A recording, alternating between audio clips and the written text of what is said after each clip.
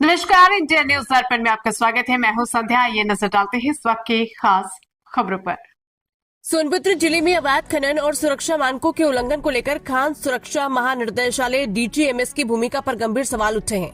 आरोपी के डीजीएमएस अधिकारी मानकों के विपरीत हो रहे खनन पर कार्रवाई करने के बजाय अनदेखी करते हैं, जिसके कारण खदानों में लगातार हादसे हो रहे हैं। हाल ही में बिल्ली मारकुंडी स्थित कृष्णा माइनिंग में हुए दुखद हादसे में 7 मजदूरों की मौत हो गई थी, जिसने पूरे जिले और उत्तर प्रदेश को झकझोर दिया था। डीजीएमएस के नियमों के अनुसार केवल माइनिंग मेट, माइनिंग मैनेजर और ब्लास्टर को ही ब्लास्टिंग का सामान देने की अनुमति है। जब भी डीजीएमएस की टीम जांच के लिए आती है तो इन्हीं लोगों के कागजात की जांच की जाती है। हालांकि शिकायतकर्ता निर्भय चौधरी ने डीजीएमएस से सवाल किया है कि जिन खदानों पर 22/3 का प्रतिबंध लगा हुआ है वे आखिर कैसे संचालित हो रही है। सुरक्षा की दृष्टि से ऐसी खदानों में कार्य तुरंत रोक दिया जाना चाहिए और विस्फोटक सप्लायरों की जांच कर मामले में संलिप्त लोगों के खिलाफ कार्रवाई करनी चाहिए। निर्भय चौधरी है, मैं प्रकृति संरक्षण के लिए काम करता हूँ।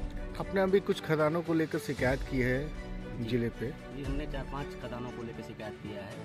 जो मानक के विपरीत काम हो रहा है। किस हिसाब से मानक के विपरीत आप तय कर रहे हैं उन खदानों? महोदय, पहली चीज तो मानक इनका विस्फोटक का तय कर लीजिए। जिस हिसाब से विस्फोटक ये तय करते हैं, विस्फोटक के हिसाब से मानक तय किया जाता है। मुख्य खनन का मुद्दा विस्फोटक है, तो ये अत्यधिक मात्रा में विस्फोटक यूज करते हैं, जिससे पूरी खदानों की श्रृंखला दहल जा रही है, जिससे आए दिन दुर्घटना हो रहा है। एक खदान में मिनिमम जैसे मान लीजिए 300 होल करना है, तो कितना ज्यादा होल हो रहा है? महोदय, एक खदानों में तो ये लोग 10-10 कंप्रेसर 24 घंटे चलाते हैं, तो इनका तो नियम नहीं है कि 1000 होल कर दे रहे हैं कि 500 होल कर रहे हैं।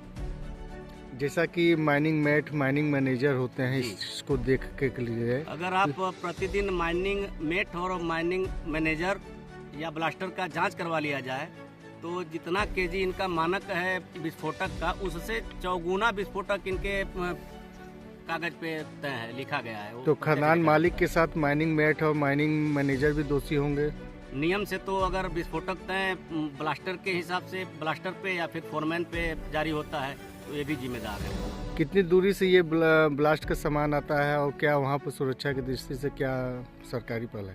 ब्लास्टिंग का सामान तो कम से कम 7 से 8 किलोमीटर दूरी पे सभी सप्लायर का जो ब्लास्टर का है पूरा कम से कम 7 से 8 किलोमीटर दूरी। तो खदान माइनिंग के जो मेट माइनिंग और माइनिंग मैनेजर होते हैं, उनके वो लिखित आदेश पे ही वो ब्लास्टिंग का सामान मिलता है? माननीय डीजीएमएस का महोदय जब आते हैं तो माइनिंग मेट और माइनिंग मैनेजर ब्लास्टर का ही कागज चेक करते हैं। वो तो उनके हिसाब से सब खदानें संचालित होती हैं। अवैध खनन में जो ब्लास्ट उपयोग हो रहा है तो इसका सीधा सीधा दोषी तो माइनिंग मेट होंगे। दोषी इसमें माइनिंग मेट, माइनिंग मैनेजर के साथ इसमें अधिकारी भी हैं डीजीएमएस के, जो आते हैं और देख के उसको आंख मूंद के चले जाते हैं। खान सप्ताह, सुरक्षा सप्ताह का आयोजन, शिकायत पे लिखा जाता है कि खान सुरक्षा सप्ताह का आयोजन हमेशा होता है, लेकिन अगर खान सुरक्षा सप्ताह का आयोजन होता है ये लग्जरी होटलों में होता है। खान सुरक्षा सप्ताह का आयोजन लग्जरी होटलों में जब होगा तो आए दिन खदान में दुर्घटनाएं होंगी। पब्लिक के बीच में ऐसा मीटिंग कुछ नहीं होता? कभी हमारे पास वीडियो उपलब्ध है। अभी कुछ दिन पहले खान सुरक्षा सप्ताह का आयोजन हुआ था, जो रॉबर्ट्सगंज स्थित बैंक्वेट हॉल में हुआ था। वो तो लग्जरी हॉल है। लग्जरी हॉल है, उसका खर्चा कौन वहन किया होगा? वहाँ का खर्चा क्रेशर एसोसिएशन के लोग वहन करते हैं जी।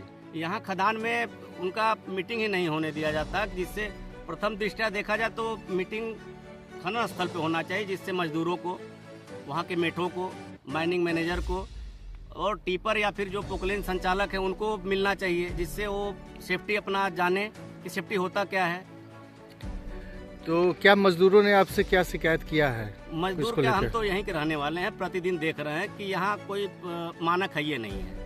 किस किस खदान का आपने शिकायत किया है? श्री स्टोन का है, बालाजी का है, राजेश केसरी का है, एक लक्ष्मण है, डाला में पड़ते हैं।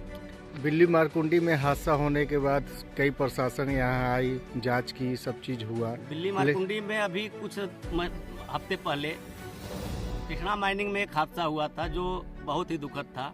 उसमें काफ़ी मजदूर, जिसमें 7 मजदूर मारे गए। पूरा जिला और पूरा उत्तर प्रदेश देखा इसको। तो क्या सभी खदानों की जांच की बात हुई थी कि जो डेंजर जोन में खदान है उन पे प्रतिबंध लगाया जाएगा, 22 लगाया जाएगा। मैं माननीय डीजीएमएस महोदय से पूछना चाहता हूं, जिस खदान पे 22/3 लगा हुआ है वो खदान कैसे चलती हैं? उनको तो सुरक्षा की दृष्टि से रोक दी जानी चाहिए। 22 का मतलब कई लोगों को नहीं समझ में आया, क्योंकि 22 में यथास्थिति बरकरार रखने की और खदान को सही करने का नियम होता है, जबकि लोगों के बीच यह भ्रम है कि खदान पूरी तरह से बंद होना। नहीं, 22 का अर्थ वो नहीं है कि खदान पूरी तरीके से बंद है। 22 का अर्थ होता है कि जिस जगह पे खतरा वाला खदान है उस चीज़ को बंद कर दिया जाए, उस जगह को बंद कर दिया जाए। तो इस क्षेत्र में तो खतरे की 60% खदानें हैं, जो मानक के हिसाब से जैसे देखा जाए बेंच बना के निर्माण कर निकालना, तो बेंच है ये नहीं, ये खतरों का कुआं बना दिए हैं। तो बेंच के हिसाब से कोई काम करता नहीं है, तो ऑलरेडी वो डेंजर जोन में है। क्या छोटी खदानें होने की वजह से ब्रेंच बनाने में दिक्कत आती है, या खदान मालिक ब्रेंच बनाने? खदानें तो छोटी छोटी हैं, इससे बेंच बनाने में दिक्कत आएगी। तो जब बेंच बनाने में दिक्कत आएगी तो उस खदान को पट्टा दिया ही नहीं जाना चाहिए नियम से। तो डीजीएमएस पे आपको पूरा भरोसा है कि जांच होगी? नहीं, डीजीएमएस हम पे कोई भरोसा नहीं है। डीजीएमएस के अधिकारी आते हैं, हमने हमारी शिकायत पे आए भी और 22 भी लगा है, श्री स्टोन पे 22 लगा। उसके 10 दिन बाद एक मजदूर मरा वहाँ पे, जिसको दुर्घटना का रूप दे के टीपर से धक्का दिखा दिए ये लोग और उसको दबा दिया गया। वहीं कुछ महीनों बाद उसी जस्ट बगल में कृष्णा माइनिंग है, उस पे पूरा जिला, पूरा प्रशासन के अधिकारी देखे 7 मजदूर दब के मर गए। क्या वजह है कि मजदूर आगे नहीं आते इस सब मामले को लेकर? मजदूर को इतना धमका दिया जाता है, शिकायतकर्ता को इतना धमका दिया जाता है कि वो अपना जान बचाएं कि वो शिकायत करें। जो शिकायत करता है उसको भी धमकाया जाता है कि आपको जान से मरवा दिया जाएगा या आप पे मुकदमा लगवा दिया जाएगा, जेल में डाल दिया जाएगा। इस डर से मजदूर तो बेचारे नहीं आ पाते हैं। तो क्या आपको भी कोई धमकी मिला या हमें भी धमकियाँ मिली हैं। हम जल्दी ही पत्र के माध्यम से माननीय मुख्यमंत्री जी को, माननीय पुलिस अधीक्षक महोदय को या जाके उपलब्ध कराएंगे जानकारी इसका। अगर अभी भी शिकायत पे कार्रवाई नहीं होगा तो अगला कदम क्या होगा? मेरी अगर शिकायत पे कार्रवाई नहीं होता है तो माननीय उच्च न्यायालय में याचिका दाखिल करूंगा। माननीय डीजीएमएस के अधिकारियों के खिलाफ भी याचिका दाखिल करूंगा कि आए दिन जो मजदूर मर रहे हैं इसका जिम्मेदार आखिर है कौन?